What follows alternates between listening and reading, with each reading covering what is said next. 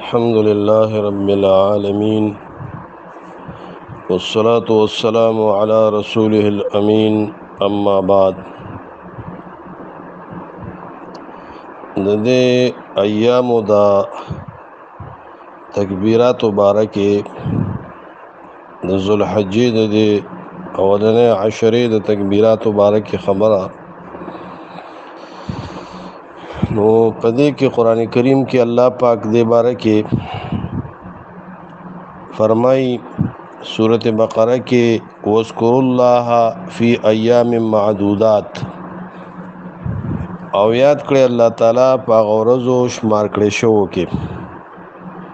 او صحیح بخاری کې راځي ایام معدودات نه مراد ایام التشریق دي ایام التشریق ورځې تر 14 پورې دا ایام معدودات دي دا عبد الله ابن عباس رضی الله تعالی عنہما پر روایت سره او سورۃ حج کې الله فرمایي ويذكر اسم الله فی ایام معلومات ایام معلومات نو څه مراد دي صحیح بخاری کې د عبد الله ابن عباس رضی الله تعالی عنہما پر روایت سره راځي چې دا عشره د ذوالحجې مراد ده اولنې عشره د ذوالحجې نو دینه معلومه شو چې د ذوالحجې په اولنې عشره کې تکبیرات دا د قران نه ثابت دي دارنګه حدیث صحیح کې راځي مسند احمد کې دا روایت ته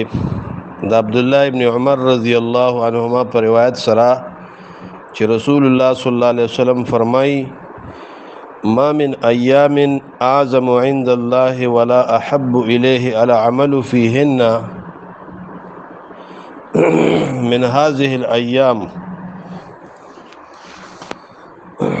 نشته د ایامنا ډېر لوی د الله په نس باندې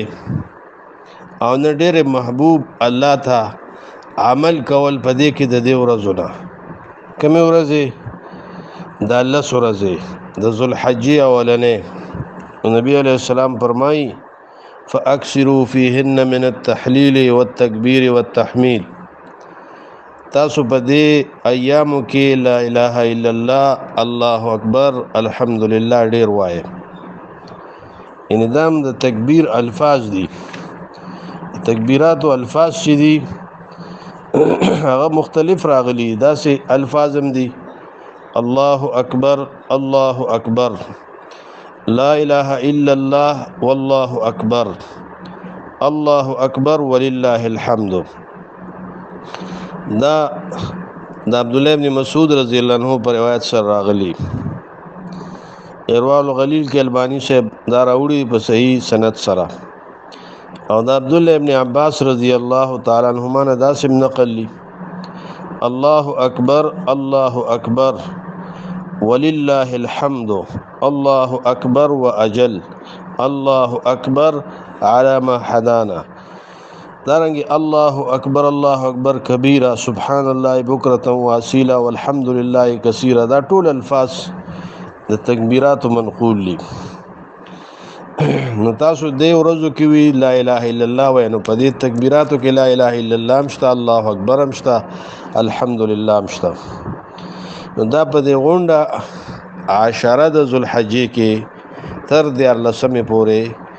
د ایام التشریق اخیری ورځې پورې دا تکبیرات دي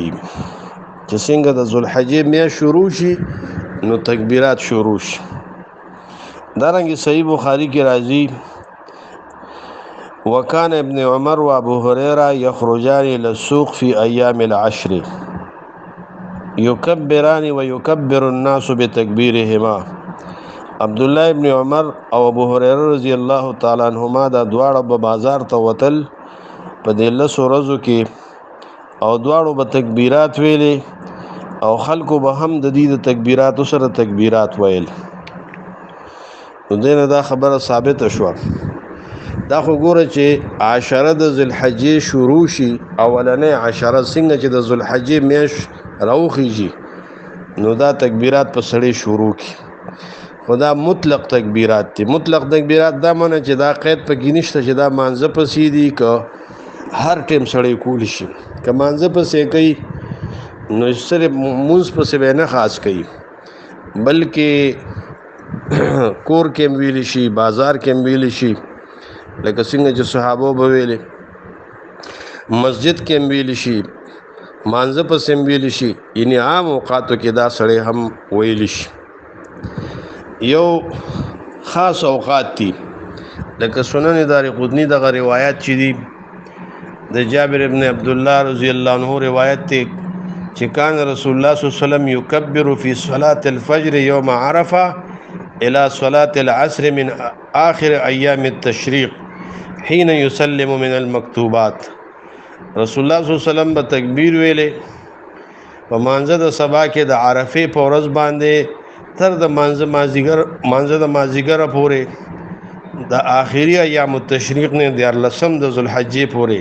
کله چې به سلام د فرضي مانځه نه واړو نو دا مقید دي. دا صرف مقید راغلي دي مانځه پسې. یو مطلق تکبیرات دي چې څنګه ذوالحجې میاشت